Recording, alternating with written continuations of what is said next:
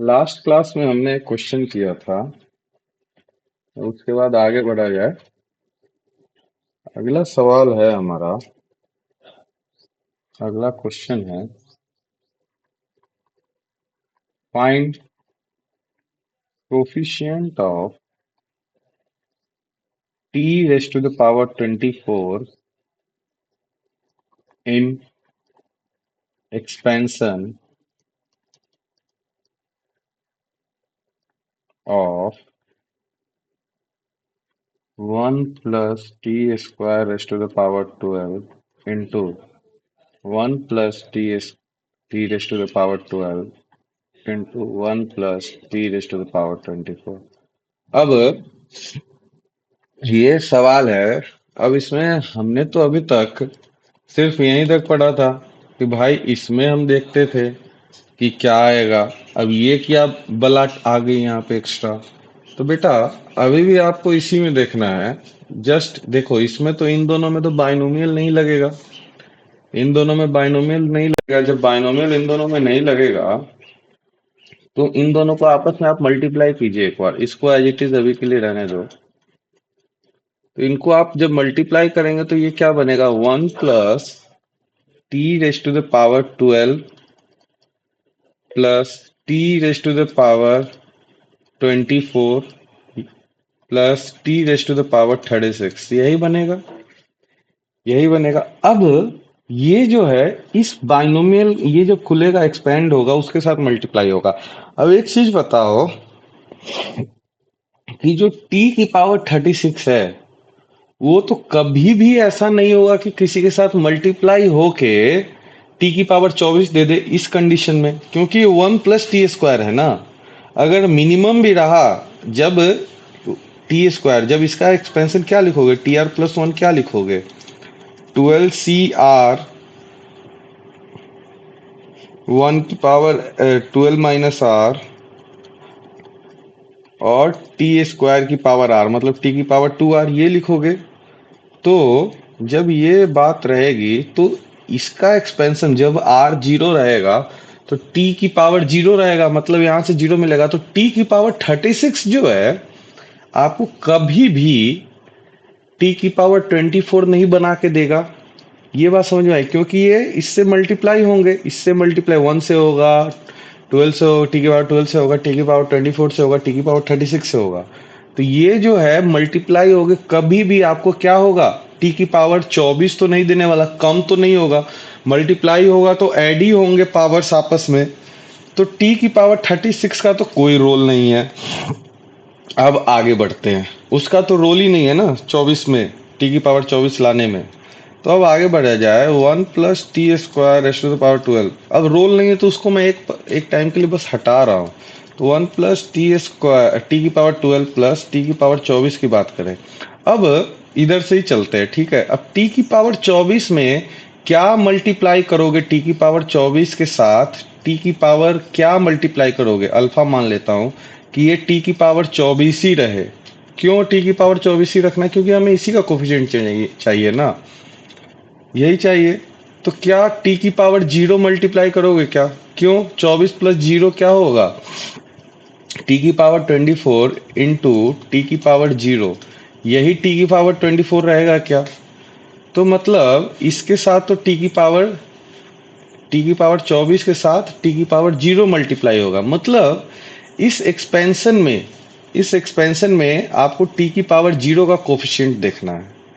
तो मतलब टी की सॉरी टी की पावर जीरो का coefficient coefficient of T raise to the power zero in किस एक्सपेंशन में, 1 plus T square raise to the power 12 में, ये देखोगे। तो यहां से जो आया टी की पावर 24 वो हमने देख लिया। तो इसके एक्सपेंशन में लिख लेते क्या आया होगा, 12 सी जीरो, और 1 है तो 1 का तो 1 ही रहने दो, यही होगा क्या कोफिशिएंट। अब आगे बढ़ा जाए। अब टी की पावर 24 तो निपट लिया। अब क्या है भाई, 1 plus T square raise to the power 12। उसके बाद क्या है, 1 प्लस टी स्क्वायर बचा। ये दोनों तो निपट लिए ना, टी की पावर 24 निपट लिए और टी की पावर 36 निपट लिया। 36 का कोई रोल नहीं, 24 का हमने देख लिया। अब यहाँ पे t की पावर 12 है। अब t की पावर 12 है, t की पावर 12 के साथ क्या मल्टीप्लाई करोगे, यहाँ पे अल्फा ले लेता हूँ फिर से, कि ये t की पावर 24 बन जाए। तो भाई, तो यहाँ से 12 प्लस अल्फा इक्वल्स टू 24। तो अल्फा की वैल्यू यहाँ से कितनी आ गई, 12 आ गई क्या। और एक चीज बताइए, मतलब मुझे इसके एक्सपेंशन में हमें क्या चाहिए, टी की पावर 12 चाहिए। मतलब कोफिशिएंट ऑफ, आपको क्या देखना होगा, कोफिशिएंट ऑफ टी की power 12 in expansion of 1 plus T square raise to the power 12। अब एक चीज बताओ, इसका हमने जनरल टर्म लिखा था टी आर प्लस 1, क्या लिखा था बेटा, 12 सी आर टी स्क्वायर की पावर आर, और 1 की पावर एन माइनस आर है, उसको तो हटा ही दो। अब देखो, गड़बड़ बच्चे क्या करते हैं जल्दबाजी में, कि ये टी की पावर 12 चाहिए, आर की वैल्यू 12 ले लेते हैं। लेकिन ध्यान देने की बात यहाँ पे ये है कि ये टी स्क्वायर की पावर आर है, मतलब पावर आपस में मल्टीप्लाई हुए। तो टी की पावर 2r आपका किसके इक्वल होगा, टी की पावर 12 के। तो यहां से r की वैल्यू क्या आई, r इक्वल्स टू 6 हुआ ना बेटा। तो आपका कोफिशिएंट क्या हुआ, 12c 6। बात समझ में आई आपको, यहां से ये कोफिशिएंट आया। अब टी की पावर 12 में निपट लिया, अब बचा 1, ये सिर्फ 1 बचा। तो अब क्या है, 1 plus T square raise to the power 12 into 1। अब इसके साथ क्या मल्टीप्लाई करेंगे कि टी की पावर 24 आ जाए, तो टी की पावर 24 ही मल्टीप्लाई करना पड़ेगा। तो आपको क्या देखना है, coefficient of T raise to the power 24 in expansion of क्या, 1 plus T square raise to the power 12। ठीक, तो इसका हमने जनरल टर्म देखा, ये क्या था, 12 सी आर टी की पावर 2 और उसकी पावर आर। मतलब ये क्या था, 12 सी आर टी की पावर 2 आर। तो फिर गड़बड़ ना हो जाए, ध्यान देना है, टी की पावर 24 और कंपेयर करो, मतलब 24 इक्वल्स टू 2 आर, आर की वैल्यू 12, आर की वैल्यू 12 होनी चाहिए आपकी, आर की वैल्यू 12 होनी चाहिए। मतलब कोफिशिएंट क्या हो गया, 12 सी 12। तो आपसे पूरे कोफिशिएंट पूछा गया ना, तो यहां से भी टी की पावर 24 मिलेगा, यहां से भी आपको टी की पावर 24 मिलेगा, ये भी कोफिशिएंट है एक, और ये भी कोफिशिएंट है। तो तीनों को आप ऐड करेंगे, क्या, 12c0 plus 12c12 plus 12c6, यही होगा क्या बेटा। 12c0 आपका 1 होता है, ये हमें पता है, nc0 1, ncn भी 1 होता है। तो ये क्या हो गया, 2 प्लस 12c6, ये क्या हो गया आपका आंसर हो गया। ठीक है, आगे बढ़ते हैं। अगला सवाल है आपका,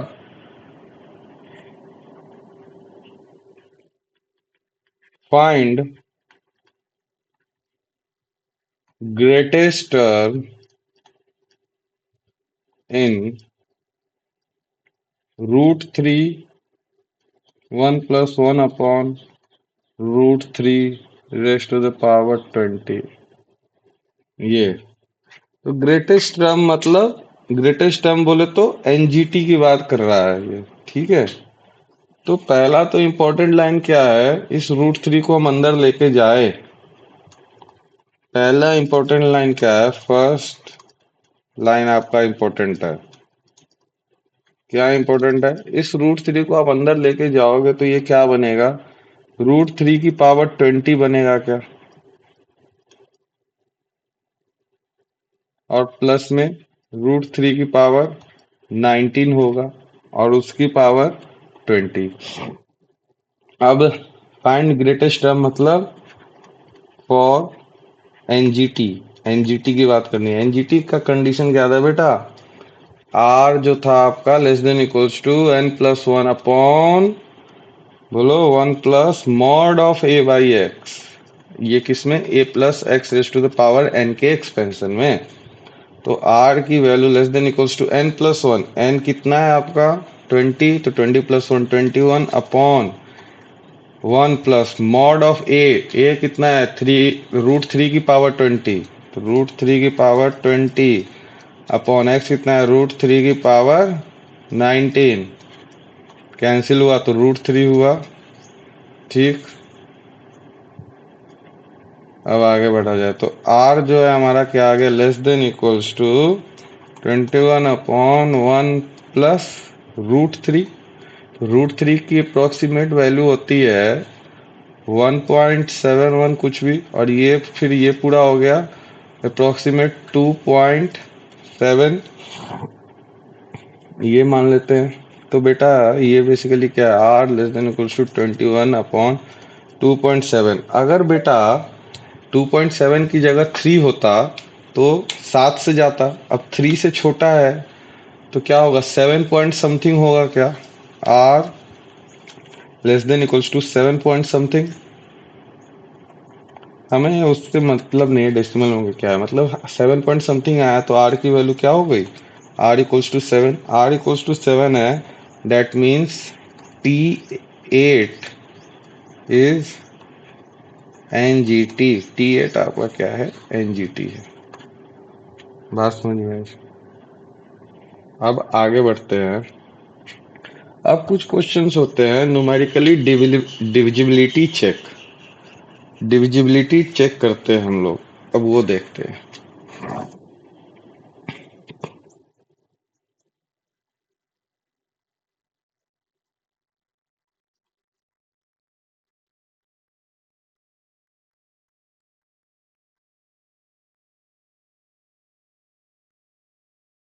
न्यूमेरिकली डिविजिबिलिटी चेक मतलब देखिए,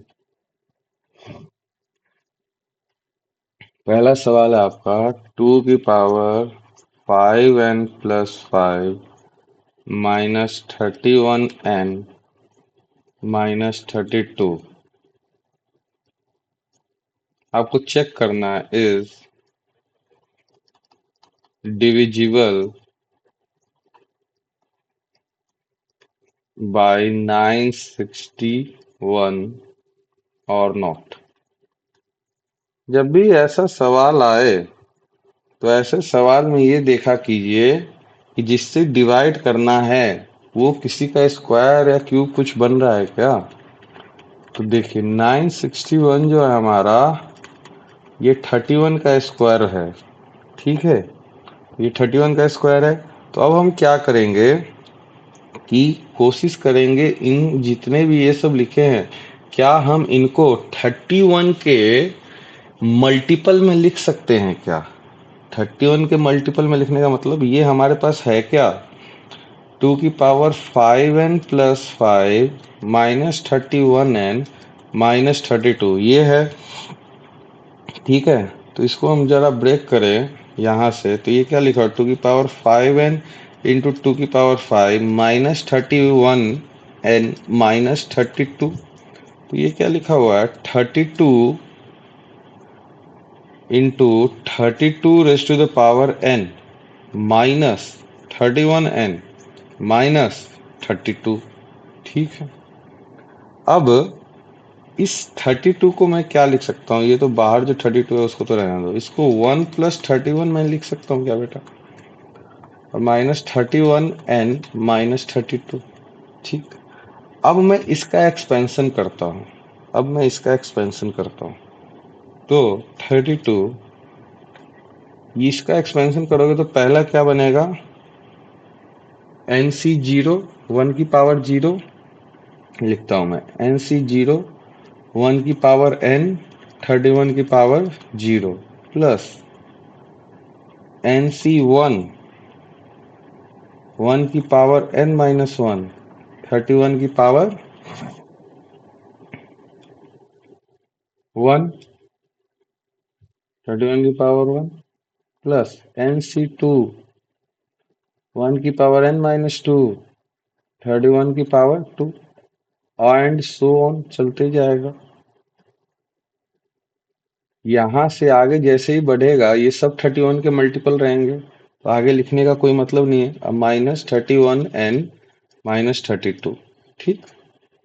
अब बेटा ये एज इट इज रहने दो। अब थोड़ा ब्रैकेट के अंदर वाले को सिंप्लीफाई करो। हमें पता है NC0 1 होता है, तो पहला वाला टर्म तो 1 ही हो गया, प्लस ये तो 1 की पावर कुछ भी हो 1 ही है, और NC1 n होता है, और ये 31, तो ये हो गया 31n, प्लस NC2 क्या होता है, नीचे क्या बचेगा, n-1 फैक्टोरियल बचेगा, तो n-1 फैक्टोरियल तक गया, सॉरी n-2 फैक्टोरियल बचेगा, तो n-2 फैक्टोरियल तक गया, तो ऊपर बचा n इंटू n-1 अपॉन 2। ठीक है, और क्या बचा भाई यहाँ पे, 31 का स्क्वायर बचा, और प्लस चल रहा है, और ये माइनस का 31n और माइनस का 32, ये हुआ। अब एक चीज देखिए, जैसे ही ये 32 इससे मल्टीप्लाई होगा, जैसे ही ये 32 इससे मल्टीप्लाई होगा, ब्रैकेट ओपन करूं मैं, तो ये 32 प्लस का plus 31 into 32n plus 32n into n-1 upon 2, 31 का square plus and so on, और लास्ट में इधर -31n -32, और ये माइनस का 32, ये प्लस का 32 क्या हो गया, कैंसिल हो गया। अब इसमें दिक्कत क्या दे रही है, प्रॉब्लम क्या दे रही है भाई, प्रॉब्लम हमें ये दे रही है कि अगर हम देखें, इसमें जो 31 है आपका, इसमें जो बेसिकली आपका 32 है, इसके वजह से हमारा सब कुछ दिक्कत हो रहा है। क्यों, अगर ये 31 एंड ये 31 एंड आपस में कैंसिल हो जाते, तो हमारा बाकी जो बच रहा है यहाँ से जो भी आगे होगा, वो 31 का स्क्वायर का मल्टीपल होगा, क्योंकि हमें क्या चाहिए, 31 से डिवाइड ही तो चेक करना है, तो 31 से डिवाइड चेक करना है, तो यहाँ से तो 31 स्क्वायर आया, फिर 31 का क्यूब ऐसे आते जाएगा, तो वो सब क्या होते जाएंगे, 31 के मल्टीपल से, सॉरी 31 के स्क्वायर के मल्टीपल होते जाएंगे। तो ये जो 32 है, ये गड़बड़ कर रहा है, नहीं तो ये 31n और ये 31n आपस में कैंसिल हो जाते, यही गड़बड़ कर रहा है। तो मैं क्या कर रहा हूँ, इस 32 को क्या लिख रहा हूँ, ये जो 31n है और 32 है ना, इसको मैं 32 को क्या लिख दे रहा हूँ, 31 प्लस 1 इंटू 31n ऐसे लिख दे रहा हूँ। अब ऐसे लिखने से हमारे फायदा क्या हुआ, ये देखो क्या बन रहा है, ये 31 का स्क्वायर इंटू n बना, और प्लस का 31n बन गया। इससे क्या फायदा हुआ, ये 31n और ये 31n आपस में कैंसिल हो जाएगा, तो ये जो बचा हुआ है वो फिर से क्या लिख दिया हमने, 31 का square into n plus 31n, ठीक है, प्लस, और ये सेकंड टर्म क्या है, 32 into n to n-1 upon 2 into 31 square and so on, और लास्ट टर्म माइनस का 31n, तो ये 31n ये 31n कैंसिल हो गया। यही तो दिक्कत दे रहा था, जो जिसके वजह से 31 का स्क्वायर का मल्टीपल नहीं हो रहा था। अब देखिए, अब जितने भी टर्म्स आपके पास बच रहे हैं उन सब में 31 का स्क्वायर तो आ ही रहा है, लगातार आएगा, पहला टर्म है, ये दूसरा टर्म है, आखिरी तक आएगा। तो yes, it is divisible by, इससे 961 से डिविजिबल है। बात समझ में आई। अब अगला सवाल करते हैं। नेक्स्ट क्वेश्चन है इसी टाइप का, 4 की power 2n -15n -1 is divisible by 225 और नॉट, ये चेक करना है आपको। अब 225 जैसे ही आया, फंडा क्या बोलता है, 225 किसका स्क्वायर है, आप वो चेक करें भाई, ये तो 15 का स्क्वायर है, ठीक है, चलो अब आगे बढ़ा जाए। तो अब क्या है, 4 की पावर 2n -15n -1 है, तो अब हम क्या करते हैं, इसको क्या लिख सकते हैं, 16 की पावर n -15n -1, 16 की पावर n को क्या लिख दे, 1 प्लस 15 की पावर n -15n -1, अब इसको ओपन करो, इसका बाइनोमियल ओपन करो तो ये क्या बनेगा, पहला टर्म तो 1 प्लस क्या हो जाएगा दूसरा टर्म 15n, और तीसरा टर्म क्या हो जाएगा n इंटू n-1/2 15 का स्क्वायर, ऐसे चलते जाएगा। और इधर क्या बचेगा माइनस का 15n -1। और अब देखिए ब्रैकेट जैसे ओपन होगा ये 1 से कैंसिल हुआ, ये माइनस का 15 माइनस प्लस के 15n से कैंसिल हो गया। तो आगे सेकंड टर्म ये मतलब थर्ड टर्म से आगे जितने भी टर्म्स आते जाएंगे वो सभी क्या होंगे आपके 15 के स्क्वायर से डिविजिबल होंगे। तो हम क्या लिखेंगे, यस इट इज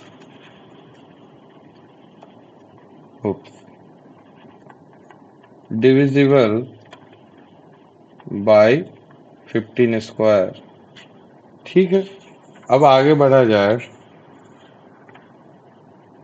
तीसरा टाइप है आपका इसमें, ये तो उसी तरीके का है, 11 raised to the power n minus 10n minus 1 is divisible by 100 or not। ठीक, तो 100 का मतलब क्या हो गया, 100 का मतलब हो गया 10 का स्क्वायर हुआ क्या बेटा। अब 10 का स्क्वायर तो 11 की पावर n को आप क्या लिख लीजिए 1 plus 10 raised to the power n minus 10n minus 1। आसान सा है, ये एक्सपेंशन खुलेगा तो क्या होगा 1 प्लस 10n प्लस ये क्या हो जाएगा n into n-1/2 into 10 square and so on. ये माइनस का 10n माइनस का 1, ये 10n से ये 10n गया, ये 1 से ये 1 गया। तो अल्टीमेटली ये क्या बन गया 10 स्क्वायर आगे आगे आते चला जाएगा। ठीक है, तो ये क्या हो गया, yes it is divisible by 100। अब आगे बढ़ते हैं, आगे चला जाए।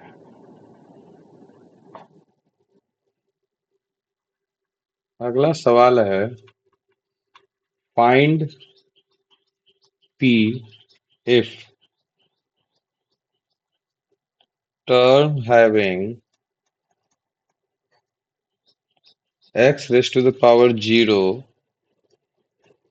in root x plus p upon x square raised to the power 10 is 405।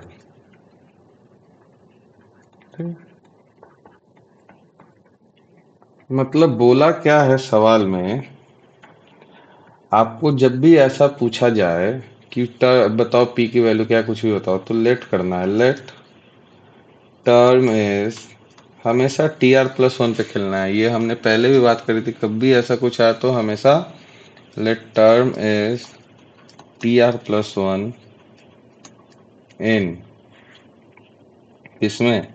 अब यार अब इसको ऐसे लिखो या ऐसे लिखो, बात तो एक ही है, p/x² plus root x raised to the power 10। ठीक है, दोनों तो सेम ही बात है, ऐसे लिखे चाहे ऐसे लिखे। तो tr+1 आपका क्या हो जाएगा 10 CR p/x² raised to the power 10 minus r root x की पावर r, यही होगा क्या बेटा। अब इसको सिंप्लीफाई करें, x वाले सारे टर्म एक तरफ लेके आए तो ये क्या बनेगा 10 CR p की पावर 10 माइनस r, और यहाँ से क्या बन गया x की पावर r/2, यही होगा क्या। और ये जब -2 ऊपर जाएगा तो ये क्या हो जाएगा, ये हो जाएगा प्लस का 2r और माइनस का 20, यही हो जाएगा क्या? ये गया -2 ऊपर गया तो पावर आपस में मल्टीप्लाई होंगे, माइनस का 20 माइनस का 20 और -2 माइनस r प्लस का 2r। ठीक है, अब हमें क्या करना है, ये पावर 0 के इक्वल करना है, मतलब r/2 plus 2r minus 20 equals to 0, मतलब 5r/2 minus 20 equals to 0। r equals to क्या आ गया? 8 आ गया। तो कोफिशिएंट देखते हैं, कोफिशिएंट ऑफ x की पावर 0 किसमें 10c, क्या हो जाएगा ये 10c 8, ये हो जाएगा। और p की पावर क्या हो जाएगा? p की पावर 10 माइनस 8 मतलब डेट इज 2 इक्वल्स टू कितना है ये 405। अब 10c8 का मतलब क्या हुआ? 10 factorial upon 8 factorial into 2 factorial. तो 8 फैक्टोरियल तक के सारे टर्म 10 फैक्टोरियल में से गए, तो बचा क्या 9 इंटू 10 अपॉन 2। तो वो 2 से 10 कैंसिल हुआ तो 5 टाइम्स गया, तो 9 into 5 that is 45। 45 p square equals to 405, then p square equals to what? 9. Then the value of p will be plus minus 3। ये आपका क्या आ गया? आंसर आ गया। ठीक है, अब आगे बढ़ा जाए।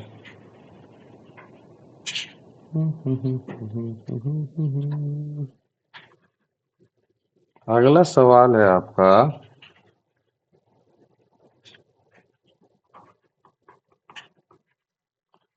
Find p if coefficient of x raised to the power p in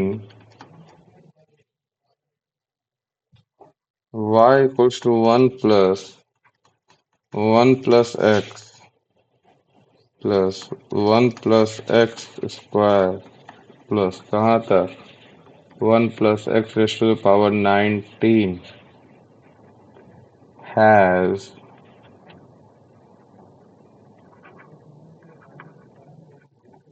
greatest coefficient।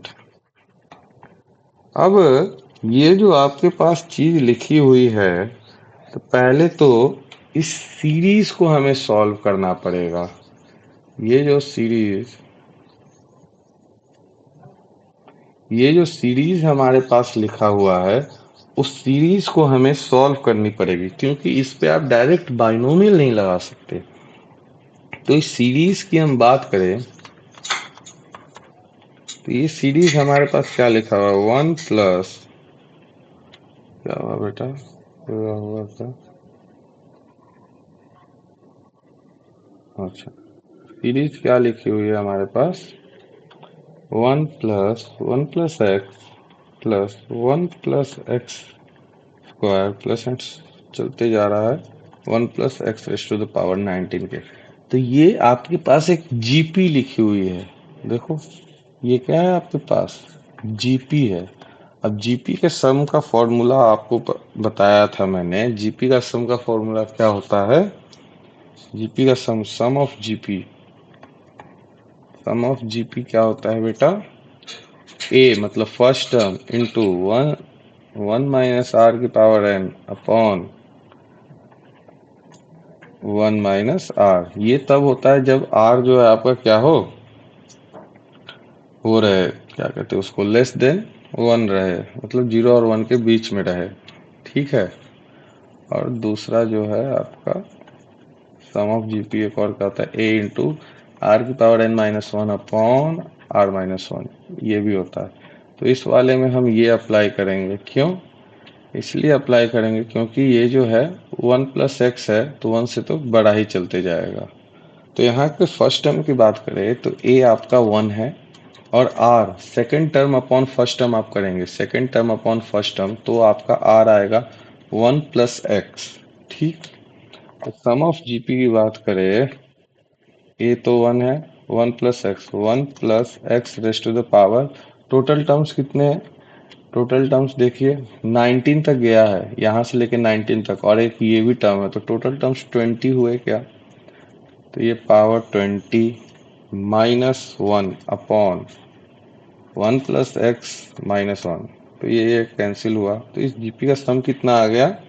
ये आपके पास आ गया 1 + x⁻20 - 1 अपॉन x। अब ये आपके पास बाइनोमियल आई है, जिसमें आपको क्या देखना है? x की पावर p देखना है। इसमें आपको x की पावर p देखना है। जब आपको इसमें x की पावर p देखना है, ये पूरे में आपको x की पावर p देखना है।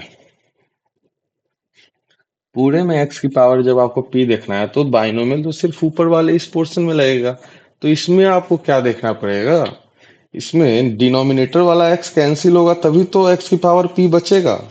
ऊपर कुछ भी खुल के आए, अगर मैं 1/x लिख रहा हूं, अगर मुझे x की पावर p चाहिए, तो x की पावर p+1 तो रखना पड़ेगा। अगर x की पावर p+1 रखूंगा, तो ये क्या होगा? x की power p into x into 1/x। तो ये x x कैंसिल होकर सिर्फ x की पावर p बचेगा, तभी पॉसिबल है।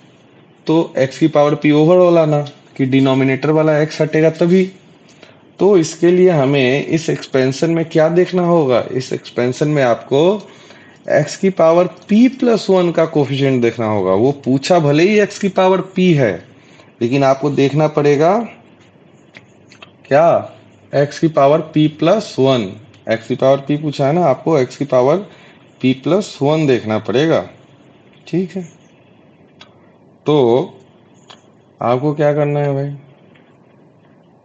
1 + x⁻20 में आपको क्या देखना है? x की पावर p+1 का कोफिशिएंट देखना है। ये बात है। ठीक है, अब क्या हुआ, मतलब ये क्या लिखोगे? इसका कोफिशिएंट होगा क्या? अगर इसका tr+1 भी लिखे हम, तो क्या होगा? 20 CR x की पावर r, यही होगा क्या बेटा? अब x की पावर p+1 है, तो ये r, तो ये भी r, तो ये क्या होगा? 20 C p+1, यही कोफिशिएंट होगा किसका? कोफिशिएंट ऑफ x की पावर p+1 का। अब सवाल में और क्या बोला हुआ है कि find p if this is greatest coefficient. Greatest coefficient, अब ग्रेटेस्ट कोफिशिएंट बेटा, अब यहाँ पे देखो, n क्या है? इवन है, तो नंबर ऑफ टर्म्स कितने खुलेंगे? ऑड खुलेंगे। n क्या है आपका? इवन है। अब ग्रेटेस्ट कोफिशिएंट जब भी आता था, तो हम क्या बोलते थे? Middle term. n क्या है आपका? इवन है। तो नंबर ऑफ टर्म्स की बात करें, नंबर ऑफ टर्म्स की बात करें, तो ये क्या होगा? 20+1, दैट मीन्स 21 टर्म्स होंगे। तो मिडिल टर्म कौन सा होगा? मिडिल टर्म यही होगा क्या? और मिडिल टर्म पे ही ग्रेटेस्ट कोफिशिएंट आएगा। तो ग्रेटेस्ट कोफिशिएंट कहाँ पे होगा? ग्रेटेस्ट कोफिशिएंट आपका इक्वल्स टू मिडिल टर्म होगा क्या? मिडिल टर्म, मतलब मिडिल टर्म की बात करें, मिडिल टर्म कहाँ होता है? Tn/2+1, यहीं पे होता है क्या? यहीं पे होता है। मतलब Tn/2 मतलब 20/2 मतलब 10+1 मतलब T11 पे होगा। T11 मतलब r की वैल्यू क्या हो गई? 10। मतलब कहने का क्या है? p+1 की वैल्यू 10, तो p की वैल्यू 9। p की वैल्यू 9 आपका क्या है? आंसर है। p की वैल्यू 9 आपका क्या हो जाएगा? आंसर हो जाएगा। बात समझ में आई आपको? बोलिए। चलिए अब आगे बढ़ा जाए। अब आते हैं कुछ सवाल, रिमाइंडर टाइप क्वेश्चंस होते हैं।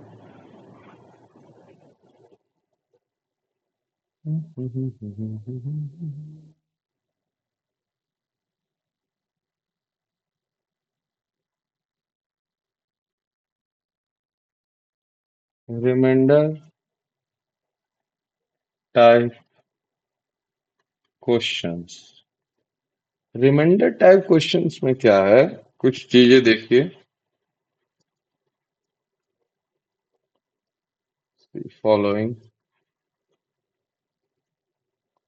मैं क्या कर रहा हूँ? x+1 का पहले एक्सपेंशन लिखता हूँ, तो ये क्या होगा बेटा?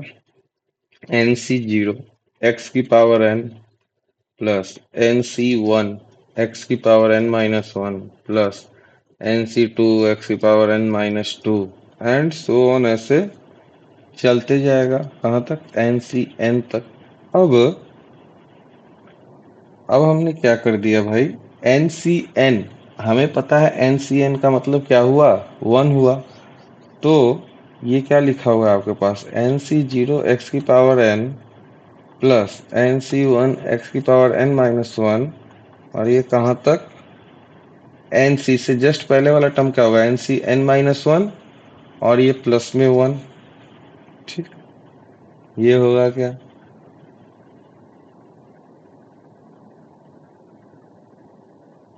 ठीक है। अब एक चीज बताइए, अब हमने क्या किया,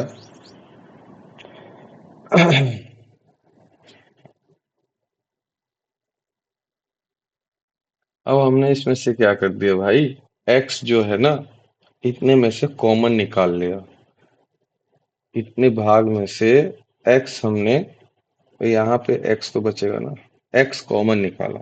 अगर हम x कॉमन निकालेंगे तो ये क्या होगा, एन सी जीरो एक्स की power N minus one plus N C one x की power N minus two and so on, last term क्या हो जाएगा, N C N minus one, और ये प्लस वन तो प्लस वन ही रहेगा।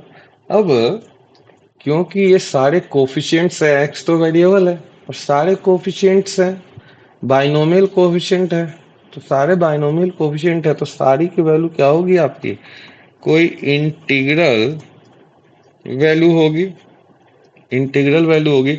इस इंटीग्रल वैल्यू को मैं लेमडा नाम दे देता हूँ, ठीक है। तो ये क्या हो गया, इसको क्या हम ऐसे लिख सकते हैं, लेमडा एक्स प्लस वन, इस तरीके से लिख सकते हैं। और हमने एक चीज पढ़ा हुआ है, डिवाइजर डिविडेंड और कोशेंट और रिमाइंडर, इसमें रिलेशन एक चीज हमने पढ़ी हुई है, क्या होती है जो बचपन में आपने पढ़ी है, डिवाइजर इक्वल्स टू, क्या बोलते हैं उसको, डिवाइजर इक्वल्स टू, बोलोगे दो,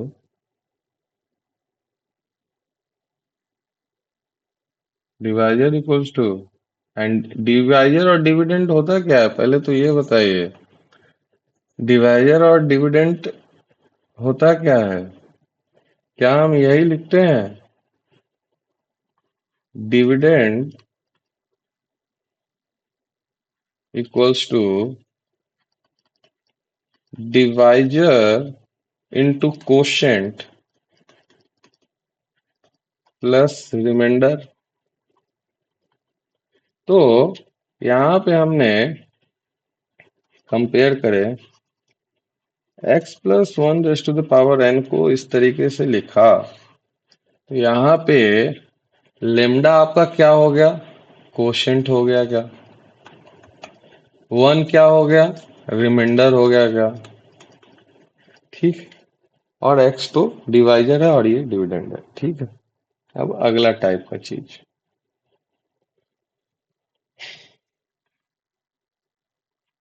x minus one raise to the power n, ऐसा कुछ रहे, तो ये क्या होगा, एन सी जीरो एक्स की पावर n माइनस एन सी वन एक्स की power n minus one plus N C two X की power n minus two and so on, ऐसे चलते जाएगा, और लास्ट टर्म क्या होगा, माइनस वन की पावर, लास्ट टर्म क्या होगा, माइनस वन की power n, N C N x की पावर जीरो हो जाएगा ये, ठीक है। यही होगा लास्ट टर्म। अब हमने क्या किया, सेम वही चीज किया, अब एन सी एन तो वन होता है, हमने क्या किया, ये तो इसको तो वन लिख दिया, तो ये क्या बचा, एन सी जीरो एक्स की पावर एन माइनस एन सी वन एक्स की power N minus one and so on, second last term क्या हो जाएगा, N C N minus one x की पावर वन, और माइनस वन आगे लिख दे रहा हूं मैं, ये प्लस करो, माइनस वन की पावर एन माइनस, एक मिनट, माइनस वन की पावर एन माइनस वन, और ये एन सी, ठीक है।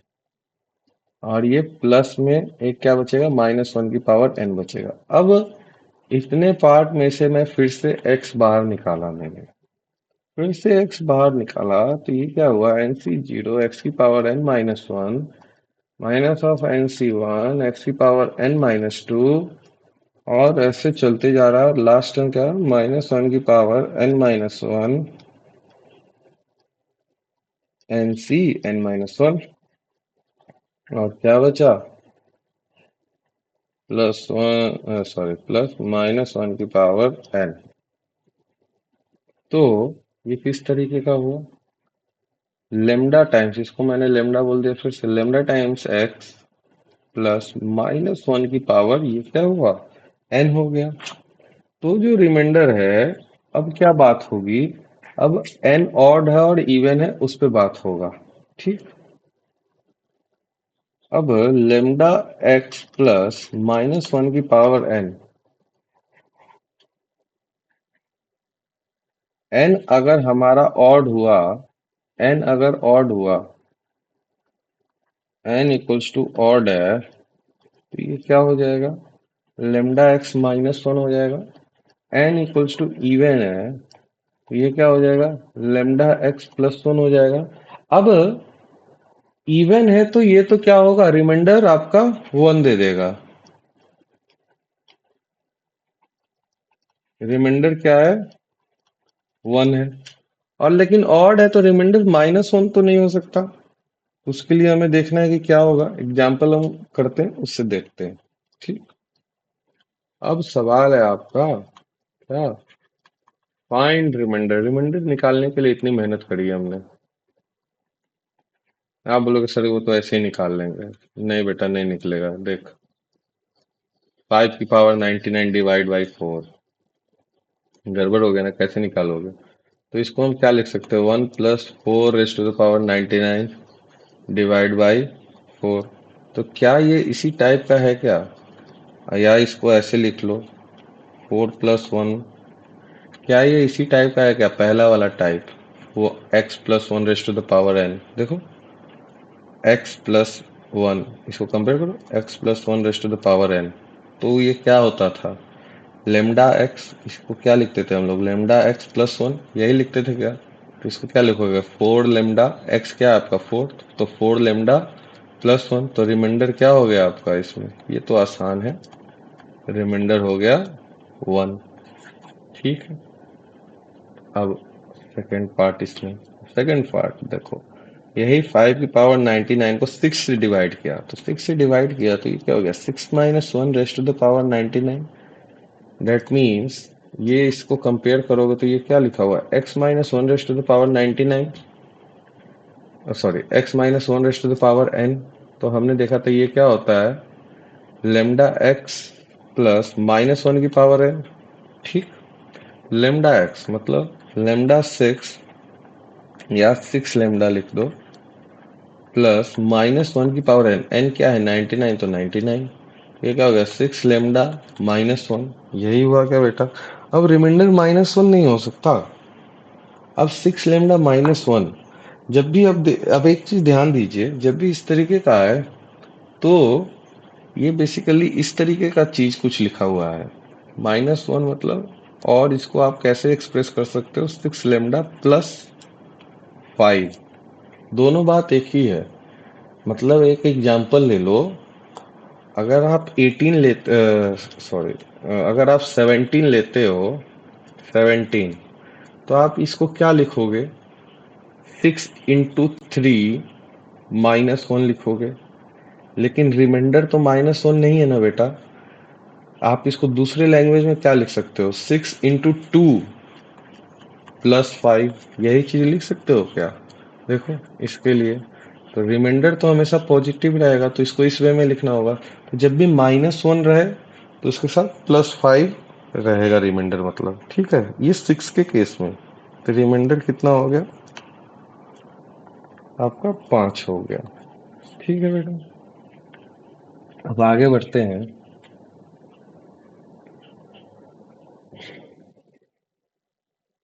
तीसरा सवाल है हमारा, 5 raise to the power 99 upon 24 अब डिवाइड 24 से करना है तो पहली बात तो क्या करो, एक 5 हटाओ यहाँ से। 5 इंटू 5 की पावर 98 डिवाइड बाई 24 हुआ। ठीक, अब इस 98 है, इसको क्योंकि 24 है तो 25 में तो आपको बदलना ही पड़ेगा इसको। तो इसको क्या लिख सकते हैं हम, इसको ये लिख सकते हैं 5 into 5 square raise to power 49 upon divide by 24। That means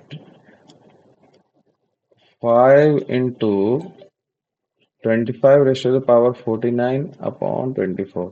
तो ये मस्त हो गया। 5 इंटू, अब इसको क्या लिख सकते हो आप, 24 + 1 raise to the power 49 divide by 24। That means ये क्या लिखा हुआ है, 5 इंटू 24 लेमडा +1। यही हुआ क्या बेटा। अब 5 इंटू 24 लेमडा +1, ये बात हुई, यही चीज लिखी हुई है। अब रिमाइंडर क्या हो जाएगा, क्योंकि 5 मल्टीप्लाई होगा तो रिमाइंडर 5 इसके साथ भी मल्टीप्लाई होगा, इसके साथ भी होगा। रिमाइंडर आपका हो गया +5। ठीक है, एक और सवाल कर लेते हैं। 5 raise to the power 99 divide by 12, ये अगर हुआ, अब 12 है तो अब इसको तोड़ोगे तो उसी तरीके से 5 into 5 square raise to the power 49। और डिवाइड बाय 12, तो ये क्या हो जाएगा, 5 into 24 + 1 raise to the power 49 divide by 12। तो ये लिखोगे तो यही कि 5 इंटू 24 लेमडा +1 अब डिवाइड बाय 12। तो इस केस में भी रिमाइंडर कितना बचेगा, 2। ये 24 लेमडा वाला तो 12 से भी पूरा डिवाइड हो जाएगा, रिमाइंडर आपका 5 ही बचेगा। क्या, रिमाइंडर इक्वल्स टू 5। ठीक, अगला सवाल रिमाइंडर पर ही लग रहा है। 5 की पावर 99 को आप 13 से डिवाइड कर दीजिए। वही सेम चीज करना है आपको। 5 स्क्वायर की पावर ये 49 हो जाएगा, 13 से आपको डिवाइड करना है। तो ये क्या लिख सकते हो आप, 5 इंटू 25 की पावर 49 डिवाइड बाई 13 है। तो हम इसको क्या लिखेंगे, 5 इंटू, ये हो जाएगा 26 लिखना सही रहेगा। 26 मल्टीपल होता है 13 का, 26 -1 raise to the power 49 divide by 13। ठीक, ये क्या लिखा हुआ है, 5 इंटू 26 लेमडा -1/13। अब यहाँ पे तो आप देखेंगे तो रिमाइंडर आपका क्या हो गया, -5 आया। तो -5, 13 में से 5 माइनस कर दो, कितना बचेगा, 13 में से -5 करोगे तो 8 बचेगा क्या। यहाँ पर भी देखो, ऊपर भी यही किया था क्या हमने, कहाँ गया ये माइनस वाला, 6 में से 1 घटाया तो ये 5 बचा, तो रिमाइंडर 5 था। तो या तो ऐसे कर लो, नहीं तो दूसरा तरीका क्या है, देखो दूसरा तरीका देख लो तुम भाई। एक तो ये हुआ, अब मैं इसको मल्टीपल मुझे बनाना है। तो ये क्या होगा, 26 5 इंटू 26 -5 हुआ। ठीक, -5 में एज इट इज रहने दे रहा हूं मैं। अब मैं क्या कर रहा हूँ, प्लस का 13 कर रहा हूँ, माइनस का 13 कर रहा हूँ, 13 का मल्टीपल बनाने के लिए। ठीक है, अब जो ये प्लस के 13 वाले हैं, सॉरी प्लस नहीं, माइनस का 13 वाला जो है उसको ले लो, प्लस का 13 वाले को नहीं नहीं, इनको लो आप, ये ज्यादा बढ़िया रहेगा। इसको लो और प्लस का 13 वाला लो। तो ये 5 इंटू 26 लेमडा +13, ये पूरा 13 का क्या होगा, गड़बड़ हो गया। इसको लो, -13, ये पूरा क्या होगा, 13 का मल्टीपल होगा। और ये बचा क्या इन दोनों में से, 8 बचा क्या, ये डिवाइड बाई 13। तो रिमाइंडर कितना हो गया आपका, रिमाइंडर 8 हुआ क्या। ऐसे करना मुश्किल लगे तो सिंपल सा क्या है, यहीं पे आ गया था, -5 आया तो 13 में से 5 घटा दो, 13 में से 5 घटाओगे तो 8 बचेगा, तो 8 रिमाइंडर हो गया, सिंपल सी बात। तो बेटा आज की क्लास में इतना ही, बाकी अब हम